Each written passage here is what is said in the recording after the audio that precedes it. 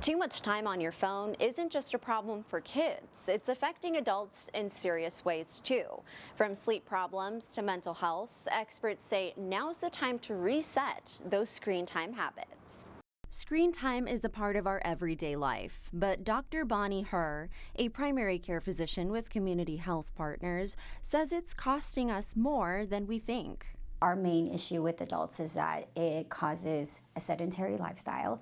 So physical activity goes down, which then increases risk for comorbidities, diabetes, hypertension, hyperlipidemia, and that ultimately leads to increase in mortality rates. And it's not just our physical health that takes a toll.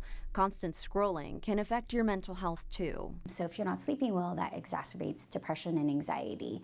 And how we can cope with that sometimes is with physical activity, and we're not doing that. So those things all tie together. And the outcomes don't look good for kids either. Dr. Herr says too much screen time can affect your child's brain development and behavior, resulting in poor school performance. The biggest one is the cognitive and behavioral challenges that we see.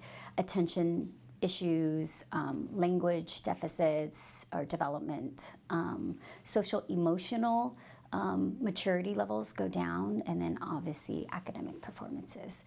But the good news is small changes at home can make a big difference. Dr. Herr recommends taking a balanced approach. Maybe setting up different times where 80% of the time it is more structural, purposeful, and then 20% of it is more just scrolling and enjoying some free time. But there are studies that say that if you're less than 18 months, you shouldn't be on any screen time at all. At the end of the day, it's about being mindful of the doom scrolling and replacing those habits that are causing more harm than good. The important thing is to figure out why you're doing it, right? Are you bored? Are you stressed out? Or are you just lonely and you're just trying to do stuff? And it's not necessarily like removing it, getting rid of all screen time. It's replacing it with something that's more purposeful and helpful for yourself. And things that could be cooking, it could be journaling, it could be going for a walk. Again, implementing that physical activity back in there, and that will help too. And her last piece of advice is to model the habits you want to see in your kids.